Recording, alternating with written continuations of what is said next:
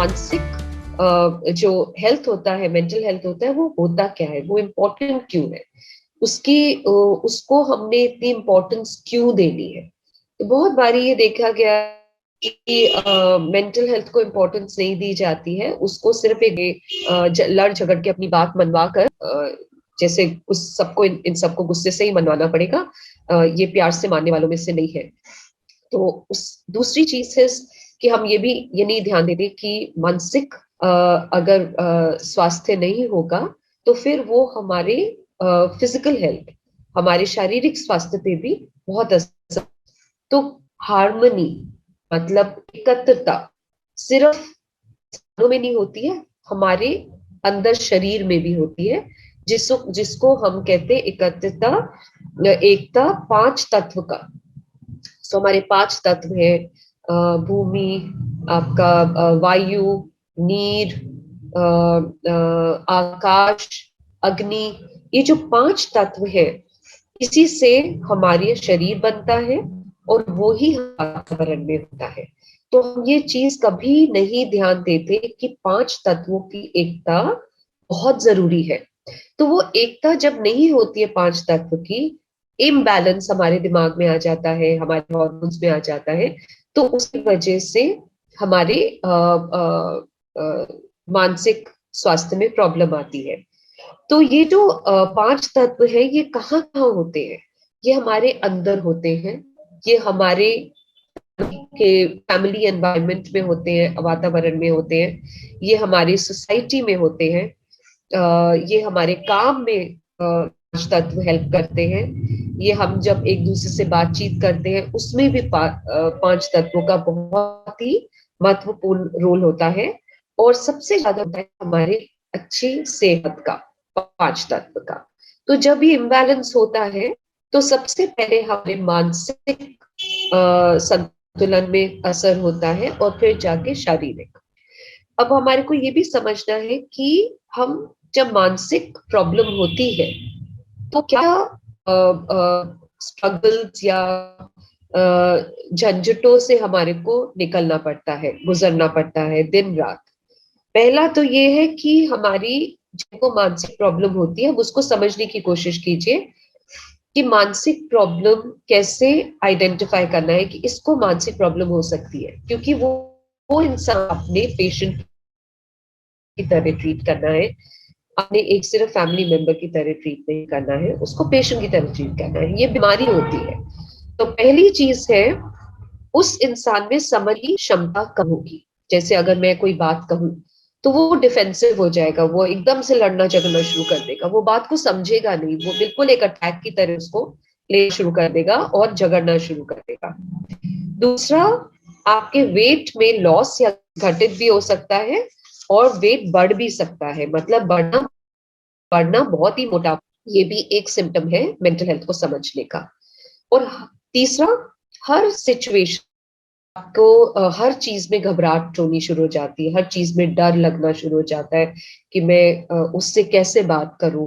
और आपकी सोच में नेगेटिविटी आ जाती है कि नहीं, अगर मैं उससे ऐसे बात करूंगा उनका तो जवाब यही होगा।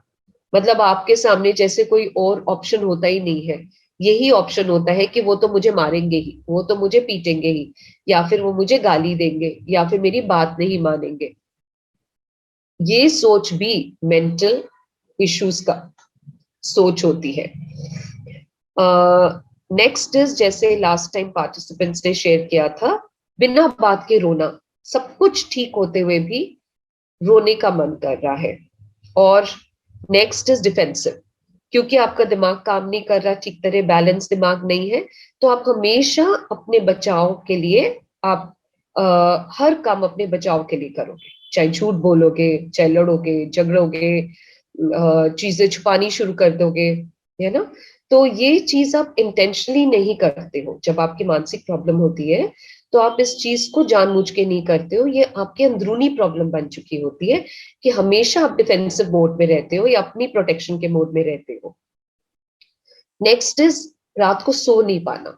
अच्छा काम किया, पढ़ाई करी, सब कुछ ठीक चल गया, सारा वक्त सोचते रहना और रात को सो नहीं पाना।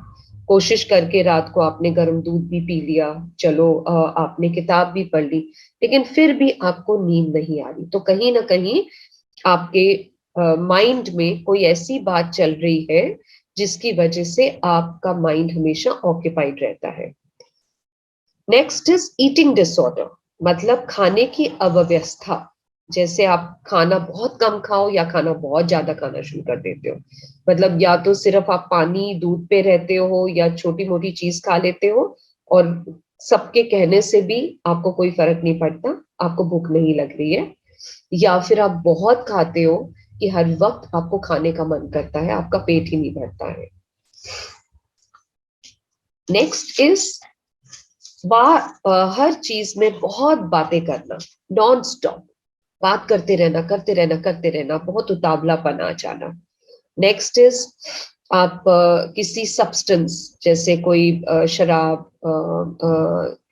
और स्मोकिंग, इसके ऊपर आपकी एक डिपेंडेंसी आ जाती है क्योंकि आपको एकदम से अच्छा लगता है लेकिन आप ये चूज करते हो। तो जो लोग नशा करते हैं तो वो भी एक बीमारी है क्योंकि वो उनका ये चॉइस भी उनके माइंड के इम्बैलेंस से आ रहा है, क्योंकि अगर माइंड चल रहा होता तो उनको सही और गलत का एहसास होता। तो ये हमने समझना है कि जब सही और गलत का एहसास नहीं होता है तो कहीं ना कहीं दिमाग काम नहीं कर रहा। ऐसे इंसान को आपने पेशेंट की तरह समझना है, उनके साथ आपने हार्श नहीं होना, आपने उनके साथ थप्पड़ नहीं मारना उनके सिर पे, उनको पीटना नहीं है, ये बहुत गलत बात है। बिल्कुल वैसे एक मरीज समझ के आपने उनको देखना है जैसे किसी को फिजिकल हेल्थ प्रॉब्लम होती है। तो ये प्रॉब्लम मानसिक प्रॉब्लम आती कहाँ से है? एक तो जब नेचर स्वभाव लोगों का बहुत ही सॉफ्ट होता है, बहुत इमोशनल होते हैं, भावुक होते हैं और हमेशा दानी होते हैं, दयालु होते हैं।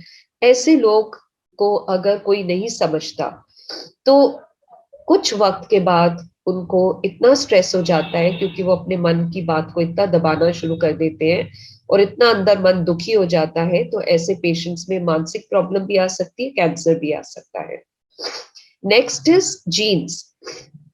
जीन्स में पेरेंट्स को भी हो सकता है, दादा दादी नाना नानी को भी हो सकता है कोई प्रॉब्लम, जैसे कोई डिप्रेशन का प्रॉब्लम आ गया, कोई उतावले का प्रॉब्लम है, या फिर नशा का प्रॉब्लम है, या फिर गुस्से का प्रॉब्लम है ना। नेक्स्ट इज ट्रॉमा भी हो सकता है, ऐसा कोई हादसा हुआ हो जिसकी वजह से दिमाग पे असर हो गया हो। हादसे में बुली भी हो सकता है, चाहे वो आपके वर्क प्लेस में कोई आपको बुली कर रहा है क्योंकि आप बहुत सॉफ्ट हार्टेड हो, या फिर आपको स्कूल में कोई बुली कर रहा है, कॉलेज में कोई बुली कर रहा है।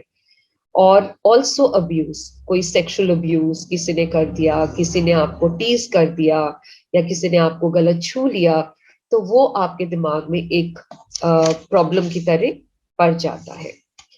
तो ये सारी चीजें हमारे को समझनी है कि मानसिक स्वास्थ्य को रखने के लिए, मन को स्वास्थ्य रखने के लिए कितना जरूरी है मन को समझना, राइट। सो आज मैं आपसे डिप्रेशन के बारे में बात करूंगी कि जैसे आंखों में दर्द, मेमोरी की प्रॉब्लम, फिर आंसू बार बार आना, बार बार रोते रहना, और सो नहीं पाना, नींद अच्छी नहीं आ रही है, सो नहीं पा रहे हैं, आंखों में प्रॉब्लम बहुत है, तो इसमें पूरे डिप्रेशन के ही लक्षण नजर आ रहे थे। अब डिप्रेशन होता क्या है ये समझना बहुत जरूरी है, ठीक है। आज के करेंगे और हम डिप्रेशन को पहले समझेंगे और उसमें थोड़ा सा सोल्यूशन भी समझने की कोशिश करेंगे। ऐसे करते करते हम टॉपिक्स को जब कवर कर लेंगे तब हम उसके ऊपर एक एक करके एक्टिविटी भी करेंगे कि जब आप ये सेशंस अटेंड कर रहे हो तो आपको एक काउंसलिंग की तरह भी फील होना चाहिए और आपको अंदर से मन भी अच्छा हो जाना चाहिए, हीलिंग हो जाना चाहिए। आजकल के वक्त में डिप्रेशन को समझना बहुत जरूरी है। 300 मिलियन लोगों को डिप्रेशन है दुनिया भर में और 50 मिलियन लोगों जो लोग जिन लोगों को डिप्रेशन हुआ है, 50 मिलियन हमारे खुद के देश में है। और WHO वर्ल्ड हेल्थ ऑर्गेनाइजेशन का ये कहना है कि हमारे देश में ये केसेस राइज हो रहे हैं। यहाँ पे क्यों हो रहे हैं? क्योंकि यहाँ पे एक किसी वजह से, वजह तो हम सबको मालूम है, हमारा कल्चर ऐसा है, हमारी संस्कृति ऐसी रही है कि कहीं ना कहीं बहुत खूबसूरत संस्कृति होते हुए भी स्ट्रक्चर नहीं है, ऑर्गेनाइज नहीं है किसी चीज। ऑर्गेनाइज का मतलब होता है जैसे आपका रीड ऑर्गेनाइजेशन हमारा है, तो कितना ऑर्गेनाइज्ड है, सेशन हो रहा है, लिंक भेज देते हैं, आप लोगों को मालूम है कि आपकी चॉइस क्या है, एक सेंटर में अलग अलग प्रोफेशनल स्किल की ट्रेनिंग दी जा रही है और आप उसकी रिपोर्ट करते हो, इसको स्ट्रक्चर कहते हैं। लेकिन हमारे दिनचर्या में कोई स्ट्रक्चर अगर नहीं होता, माँ से बात कैसे करनी है, दादा से बात कैसे करनी है, सास ससुर से बात कैसे करनी है, बहन भाइयों से बात कैसे करनी है, इसको इंटरपर्सनल इंटेलिजेंस कहते हैं कि हमारे को एक दूसरे से बात करने की समझदारी अगर नहीं होती है तो फिर हम कहीं ना कहीं अपनी जिंदगी में पीछे रह जाते हैं। तो स्ट्रक्चर किसे कहते हैं? जैसे मैं जब कनाडा गई थी तो मुझे ये हादसा याद है। तो मैं अपनी मासी के साथ थी और मैं सड़क क्रॉस करने के लिए, मुझे नहीं पता था एक बटन है, तो मैंने एक पैर ही आगे किया था क्रॉस करने के लिए उनके साथ, तो एकदम से एक आदमी वहां से आ रहा था जो कनेडियन था, तो उसने बोला आपको लग जाएगी, आप ऐसे मत करो, बड़े प्यार से उसने बोला। तो मेरे को तो जैसे उसने टोका मुझे बहुत अच्छा लगा, मुझे प्यार से उसने बोला अच्छा लगा। और जब मैंने देखा कि हर सड़क पर एक स्ट्रक्चर बना हुआ है कि निकलना कब है, रोड को क्रॉस कब करना है, रोड पे चलने वालों के लिए बटन है, दबाओगे बटन तो ट्रैफिक चाहे जितना भी स्पीड में होगा उसको रुकना पड़ेगा। मुझे अगर रोड क्रॉस करनी है तो मैं वो बटन दबाऊंगी रोड के साइड में और ट्रैफिक रुक जाएगा, क्योंकि मेरा भी एक हक बनता है रोड को शांति से क्रॉस करने का, ना कि भाग दौड़ के करने का। तो ऐसे ऐसे कुछ स्ट्रक्चर्स हैं। जैसे अब हम लोग बातें करते हैं एक दूसरे से, फैमिली में, सोसाइटी में, तो हम एक दूसरे की सुनते हैं पहले और फिर जवाब देते हैं, और सुनने के बाद उसको हम समझ जाते हैं। तो एक सीन मैं आपके साथ शेयर करना चाहूंगी कि जैसे फॉर एग्जाम्पल अगर फैमिली में बातें हो रही हैं और उस फैमिली में सब एक दूसरे के बातों के ऊपर बातें कर रहे हैं, तो ये गलत है। आपको पहले एक इंसान को बोलने देना चाहिए। तो ये स्ट्रक्चर भी हमारे परिवार के सेटअप में मिसिंग है। हम लोग क्या करते हैं, हमेशा एक कंपटीशन की तरह रहते हैं। हम लोग हमेशा एक ईगो आ जाता है हम में कि नहीं, अगर मैं नहीं बोलूंगी तो मेरी बात समझ में नहीं आएगी, मुझे अपना बोलना चाहिए, मुझे आगे बढ़ना चाहिए। तो उसी में बातों की ओवरलैपिंग हो जाती है और हम जो कहना चाहते हैं वो हम नहीं कह पाते, वो लड़ाई झगड़े में बदल जाता है। इसको भी स्ट्रक्चर कहते हैं। दूसरा स्ट्रक्चर, तीसरा स्ट्रक्चर यह है, जैसे काम कर रहे हैं, काम ऑफिस में कर रहे हैं, तो हम दूसरों को देखकर अपने आप की वैल्यू करना शुरू कर देते हैं कि अच्छा वो बहुत अच्छा कर रहा है, मैं ठीक नहीं कर रही, तो हम दिन रात काम करेंगे, हमारे कॉन्फिडेंस पे उतर आएगा और हम कहेंगे कि कितनी शाबाशी उसको मिल रही है, मुझे तो शाबाशी नहीं मिल रही है। तो ये भी स्ट्रक्चर हमारे कहीं ना कहीं मिसिंग रहता है। छोटा बड़ा, ऊंच नीच, हर चीज में अगर स्ट्रक्चर रहे तो हमें हर इंसान को, हर इंसान की इंपॉर्टेंस बननी शुरू हो जाएगी, चाहे वो छोटा है चाहे वो बड़ा है। तो ये सारी चीजें डिप्रेशन में ले आती हैं, क्योंकि आप अपने मन की बात को आसानी से नहीं कह पाते, और अगर आप कह भी पा रहे हो दूसरा आपको समझ नहीं पाता, क्योंकि वो आपको हमेशा अपनी डिफेंसिव वे से देखता है या देखती है। तो डिप्रेशन में क्या होता है, इसके सिम्टम समझना बहुत जरूरी है कि कभी कभी जैसे दुखी मन होता है, बहुत दुखी होता है, आप नेगेटिविटी बहुत आपके अंदर चल रही है, आप हमेशा थके थके रहते हैं। कुछ क्या होता है, फिर कुछ लोग हैं जो काम वाम करके अपने मन को मना लेते हैं, लेकिन कुछ लोग हैं कि काम करने के बावजूद घर में वापस आके उनकी थकावट नहीं जाती, काम भी ठीक चल रहा है लेकिन थकावट बहुत है। सुबह सो के उठते हैं तो रोना आता है, सुबह सो के उठते हैं ऐसे लगता है कि अब दिन में क्या करें, वही चलता जा रहा है मशीन की तरह। तो और वर्स्ट पार्ट इज, जो लोग ऐसी सिचुएशन में कुछ हल नहीं निकाल पाते उसको डिप्रेशन कहते हैं। लेकिन ऐसी सिचुएशन में कोई अपने बिस्तर से छलांग मारे और बोले कि मैं तो इस डिप्रेशन का शिकार नहीं बनूंगा या बनूंगी, तो वो आगे बढ़ जाते हैं। लेकिन जो नहीं बढ़ पाते, जो बढ़ते नहीं है, उन उनमें बहुत फर्क है मेंटल हेल्थ को समझने के लिए। जो बढ़ना चाहते हैं लेकिन नहीं कर सकते, तो उनका प्रॉब्लम बीमारी है। नेक्स्ट इज कि जो लोग डिप्रेशन से झेल रहे होते हैं डिप्रेशन को, तो वो अपने मूड को ना अपलिफ्ट नहीं कर पाते।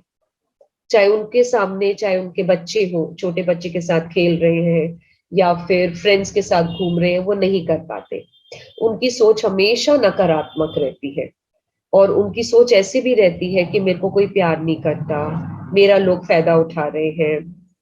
उनकी सोच में हमेशा होपलेसनेस रहती है। होप तो होती है नहीं, उम्मीद तो छोड़ ही दो। मतलब उम्मीद क्या, उनको तो आगे का पता ही नहीं होता है कि आगे जिंदगी में कोई बदलाव आने का भी रहता है। जिंदगी अच्छी नहीं है, कोई बदलाव नहीं आएगा, जिंदगी ऐसी ही रहेगी। और ये सोच इनकी दिन रात की सोच बन जाती है, सिर्फ एक बारी नहीं। वो अपनी एक्टिविटीज में फोकस नहीं कर पाते, ठीक है। और वो उनके जो, अगर किसी चीज में, पढ़ाई में, जैसे यंग गर्ल ने बताया था लास्ट टाइम कि पढ़ाई में भी फोकस नहीं कर पाते, कंसंट्रेट नहीं कर पाते, हर रोज दिनचर्या में कंसंट्रेट नहीं कर पाते। और ये भी समझना बहुत जरूरी है कि डिप्रेशन का जो फीलिंग है वो हर इंसान में अलग अलग तरीके के आता है। कई लोगों में रिलेशनशिप करके आ जाता है, वो रिश्तों को नहीं निभा पाते। कई लोग रिश्तों को निभा पाते हैं लेकिन काम नहीं कर पाते हैं। तो अलग अलग तरीके से आता है। अब ट्रीटमेंट क्या है इसका? लेट्स टॉक अबाउट ट्रीटमेंट, जो मैंने इस सेशन में आपको प्रॉमिस किया था कि हम इस ट्रीटमेंट के बारे में बात करेंगे। पहला ट्रीटमेंट तो होता है कि अगर सब कुछ बावजूद, सब कुछ करने के बावजूद आप कुछ नहीं कर पा रहे, तो दवाई खाने से आपके अंदर के जो सिम्टम्स है वो रुक जाएंगे। आपकी सोच जो बार बार आपको तंग कर रही है, रोना धोना, वो सब कंट्रोल में आ जाएगा। वो जब तक कंट्रोल में नहीं आएगा, आप अपने आप को नहीं संभाल पाओगे।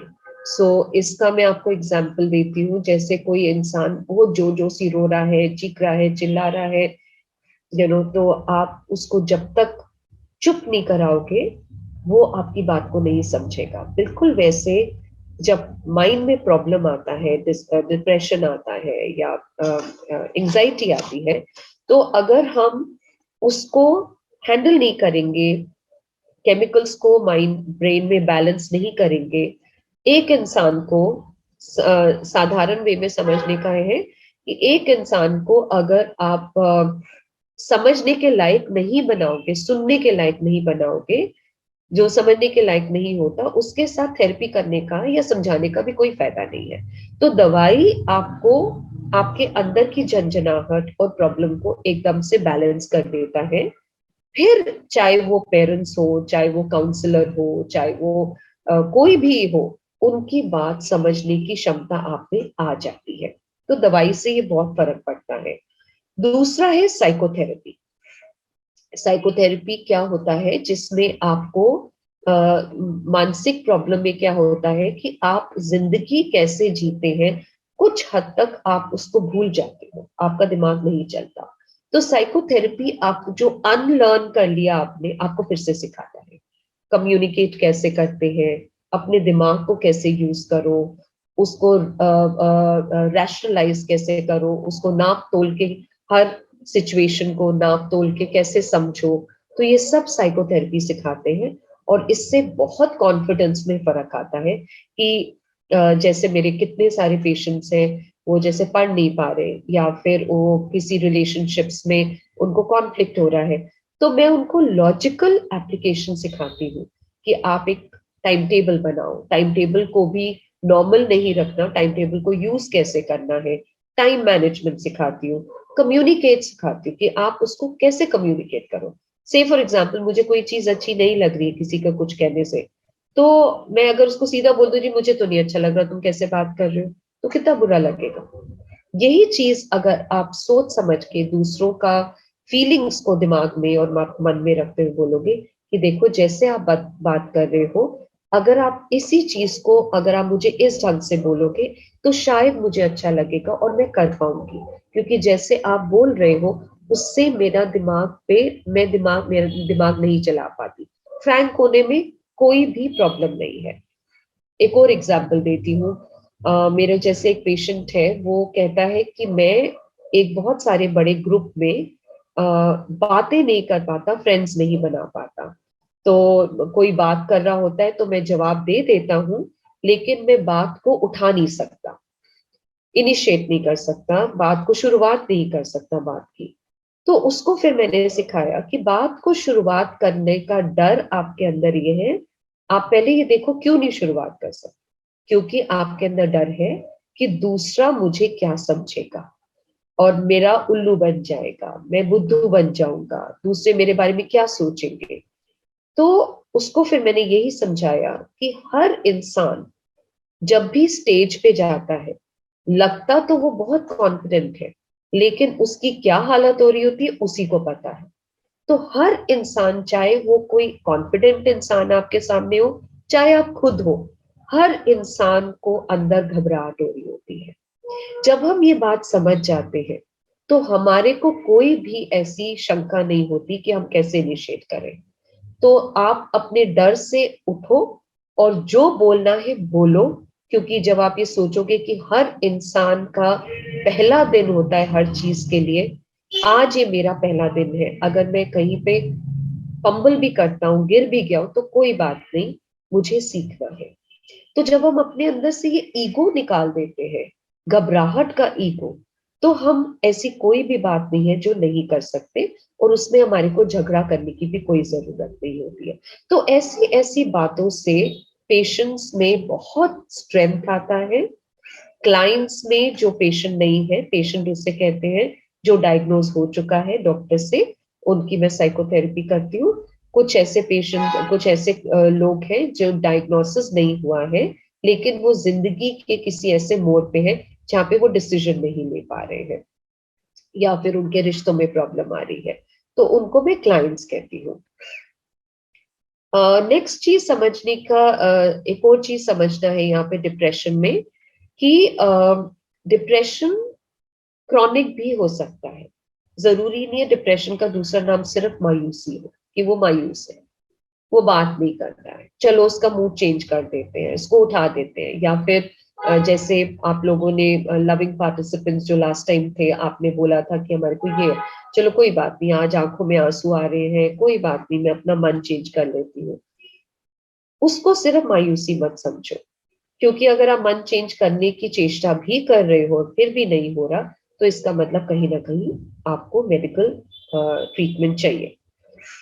कहते हैं कि 30% जो मायूस पॉपुलेशन है, डिप्रेस पॉपुलेशन है, वो दवाइयों से भी उसका असर नहीं होता। दवाई सिर्फ आपको इन अ वे आपको बैलेंस करती है आपके ब्रेन को, लेकिन आपको जिंदगी कैसे जीनी है वो आपको साइकोथेरेपी ही सिखाती है। और साइकोथेरेपी आपको बहुत हद तक सिखाती है, लेकिन उसमें एक और अगर हम ट्रीटमेंट डाल दें कि हम कैसे अपने स्पिरिचुअल पार्ट को भी उभार सकते हैं, तो वो साइको स्पिरिचुअल काउंसलिंग बहुत काम आती है मेंटल हेल्थ की प्रॉब्लम में। तो हमारे हॉस्पिटल में हम लोगों का एक डिपार्टमेंट अभी नया बना था लॉकडाउन से पहले, और फिर लॉकडाउन हो गया, जिसमें हमने ये डिस्कवर किया, हम लोग 5-6 प्रोफेशनल्स हैं, 2-3 साइकेट्रिस्ट हैं, 2 साइकोलॉजिस्ट हैं, और एक मैं साइकोथेरेपिस्ट हूँ। सो हम लोगों ने ये साइको स्पिरिचुअल डिपार्टमेंट खोला, क्योंकि अलग अलग स्पिरिचुअल पाथ हमने उसको स्टडी किया, और ये देखा कि अपनी मानसिक प्रॉब्लम को कोप करने के लिए मन की शांति बहुत जरूरी है, जो आप लोग आई एम श्योर करते होंगे, आप अपने अपने स्पिरिचुअल पाथ में करते होंगे। लेकिन उसके साथ हमारे को ये भी समझना जरूरी है कि स्पिरिचुअलिटी सिर्फ रिलीजन नहीं है कि आज हमने पूजा करी या मन भगवान के साथ लगाया तो बड़ा शांत हो गया। स्पिरिचुअलिटी एक्चुअली है एक दूसरे के साथ रिश्ता निभाना, एक दूसरे के साथ हम कैसे रह सकते हैं। जो ये स्पिरिचुअलिटी है इसका मतलब है साइंस ऑफ स्पिरिट। स्पिरिट कौन होता है? आत्मा। आत्मा कौन है? हम, राइट। तो जब हम एक दूसरे के साथ रिश्ता निभाते हैं तब जाके हमारी मानसिक प्रॉब्लम ठीक होती है। तो बहुत डॉक्टर्स हैं जो पेशेंट्स को कहते हैं, जो पेशेंट साइकोथेरेपी के लिए नहीं जाते और गुरुद्वारे में सेवा करो, बहुत अच्छा लगेगा, मन को हल्का होगा, बहुत अच्छी बात है। और ऐसे धीरे धीरे करते करते क्या होता है कि माइंड अपने आप पॉजिटिव होना शुरू हो जाता है। तो मेंटल हेल्थ को ये भी देखा गया है कि मेंटल हेल्थ प्रॉब्लम जो आती है वो इसलिए आती है कि कहीं ना कहीं आप स्पिरिचुअल पाथ को पीछे छोड़ रहे हो और अपने दिन के भाग दौड़ में, काम में, व्यवसाय में, पैसा कमाने में और बिल्स पे करने में, अपनी पढ़ाई में इतने जुट गए हो कि आपको यही नहीं एहसास होता कि एक बहुत बड़ा सपोर्ट हमारी लाइफ में है, जिस सपोर्ट को मैं ध्यान नहीं दे रहा। तो डिप्रेशन को सबसे स्टडी करा गया है कि डिप्रेशन को सबसे ज्यादा हीलिंग स्पिरिचुअल पाथ से मिलती है। तो यहाँ पे मैं आपसे कुछ शेयर करना चाहूंगी कि हमारा जो एग्जिस्टेंस है, सो डिप्रेशन में ये देखा कि हमारा जो एग्जिस्टेंस है वो अलग अलग पार्ट में होता है। एक होता है माइंड, एक होता है शरीर, एक होता है हमारे अंदर की फीलिंग्स जो नजर नहीं आती है, उसको वाइटल पार्ट कहते हैं। तो वाइटल पार्ट जो होता है वो अगर उसमें मेच्योरिटी नहीं आई होती है तो वो डिप्रेशन में बदल जाता है। तो मेच्योरिटी किसे कहते हैं? जब हम अपनी डिजायर्स, हमारी नीड्स के शिकार नहीं बन जाते।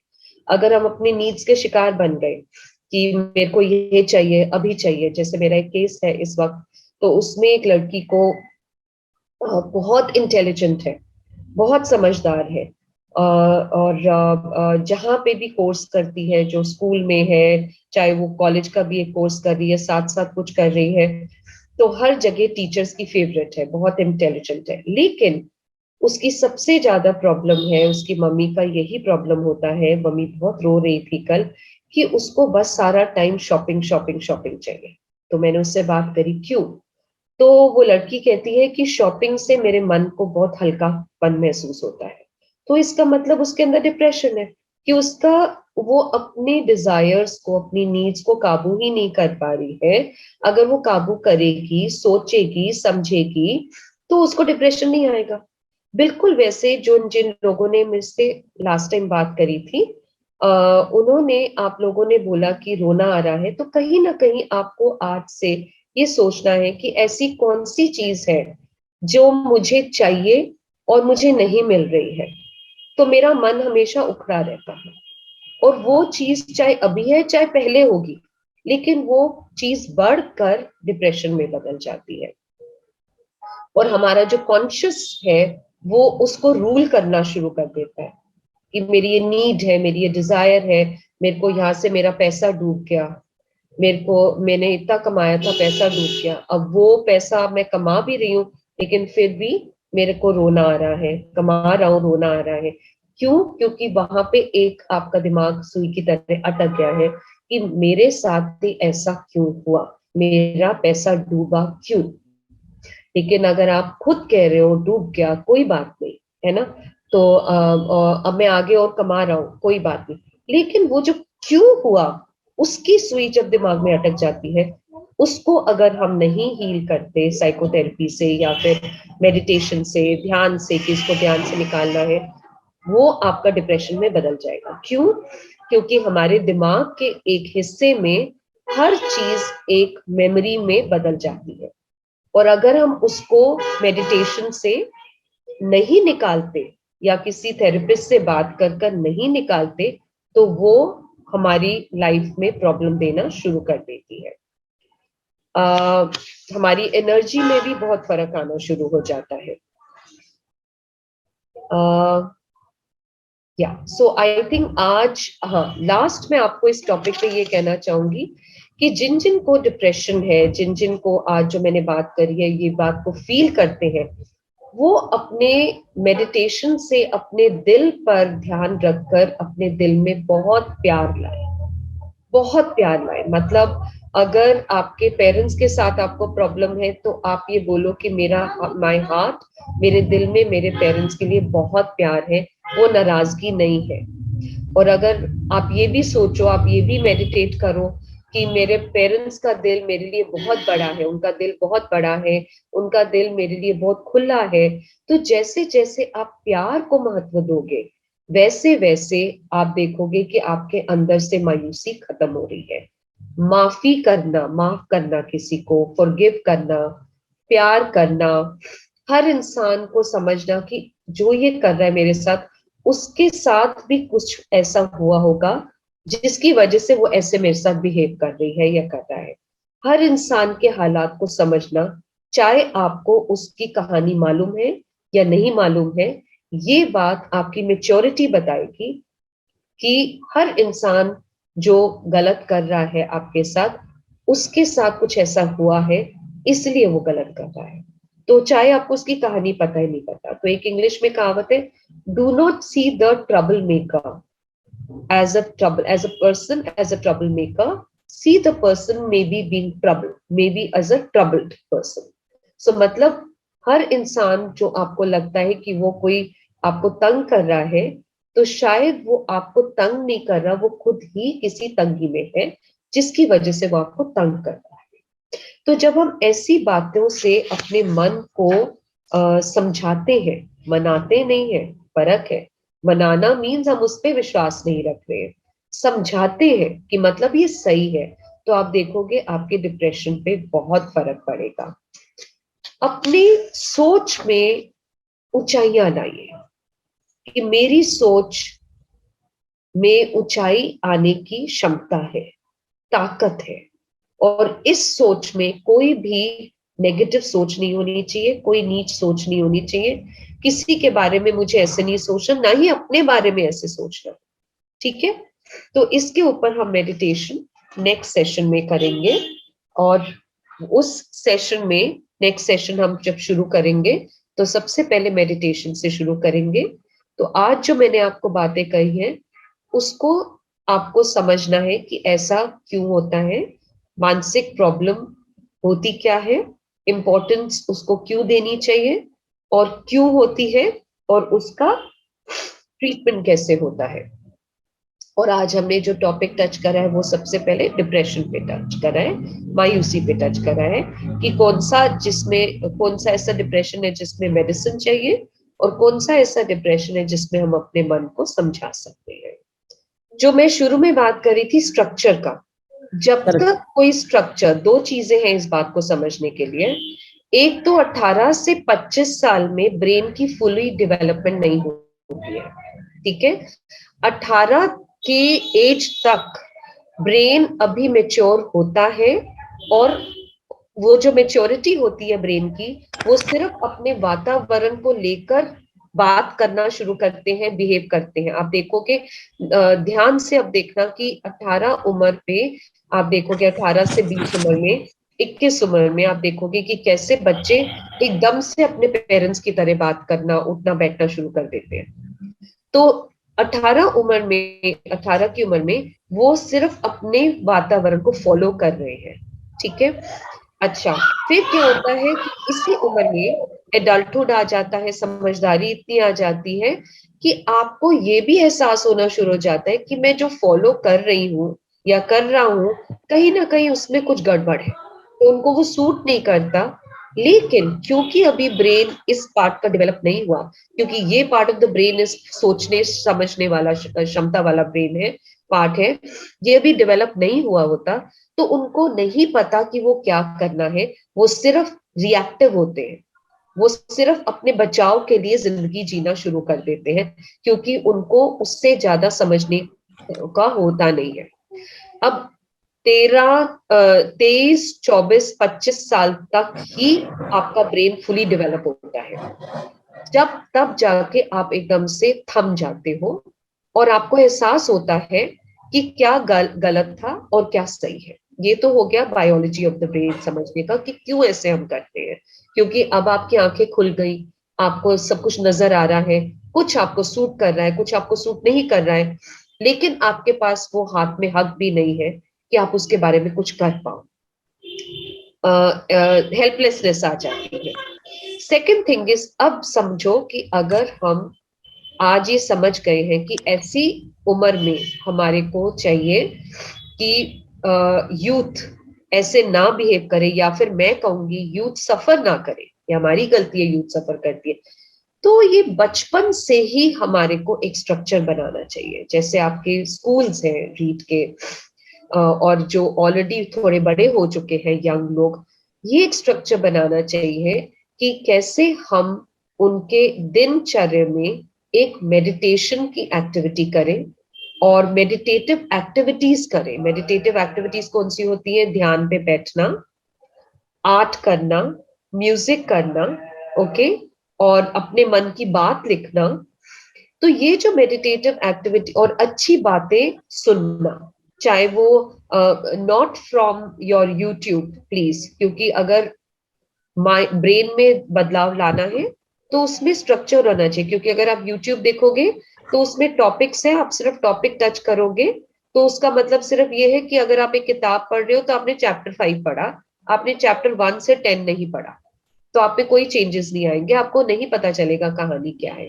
तो ये जो अच्छी बातें हैं, जैसे मैं मेंटल हेल्थ का कर रही हूँ, बिल्कुल वैसे चाहे मैं हूँ, चाहे आप में से कोई हो, इसको दिन रात मतलब आपको एक स्ट्रक्चर बनाना पड़ेगा कि गुड टॉक्स, कैसे हम एक गुड टॉक्स का रीड में और मेडिटेटिव एक्टिविटीज का रीड में एक शुरुआत कर सकते हैं, जो हर काम से पहले होना चाहिए, ताकि उनका दिन भी अच्छा निकले और उनमें एक उनकी सोच में भी परिवर्तन आए, right? And yeah that's all I want to say कि नंबर 1 इज ब्रेन को समझना बहुत जरूरी है कि इस उम्र में उनको सोचने की क्षमता है, लेकिन समझने की क्षमता उस लेवल तक नहीं है। वो अपने वातावरण को देखकर ही जो करते हैं, और अगर रिएक्ट करते हैं तो कहीं ना कहीं वो हेल्पलेस होते हैं, क्योंकि वो मिडिल एरिया में होते हैं, ना वो एडल्ट है और ना ही वो बच्चे हैं, तो वहां पे उनकी हेल्पलेसनेस आ जाती है। तो अगर वो कुछ बोलते भी हैं तो पेरेंट्स उनकी बात को समझते नहीं है, उनको बच्चा बोलकर उनको चुप करा देते हैं। तो वो उनका एक समझ लो एक अंदर की एक्सप्रेशंस उनकी फिर गुस्से से ही निकलती है, फ्रस्ट्रेशन से निकलती है। दूसरी, अगर हमने इस उम्र तक प्रॉब्लम लानी ही नहीं है तो छोटी उम्र से ही मेडिटेटिव एक्टिविटीज करनी चाहिए। और आज भी अगर हम 18 से 25 साल के लिए मेडिटेटिव एक्टिविटीज का एक रेगुलर फिनोमिना शुरू करें तो आप देखेंगे उनमें कितना चेंजेस आ रहा है। क्योंकि ये जो आप बात कर रहे हैं, ये अपने आप करना थोड़ा मुश्किल होता है, सपोर्ट मिलेगा उनको तो वो जरूर करेंगे और चेंजेस आएंगे, है ना? ह्यूमन साइकोलॉजी है ही ये कि कोई भी इंसान चार दीवारी में बंद नहीं रह सकता, और जो बंद रह गया तो हमारे को ये भी सीखने को मिल रहा है कि जो दुनिया में बाहर निकलना ही एक हेल्दी वे है जिंदगी जीने का। Thank you so much. Thank you everyone.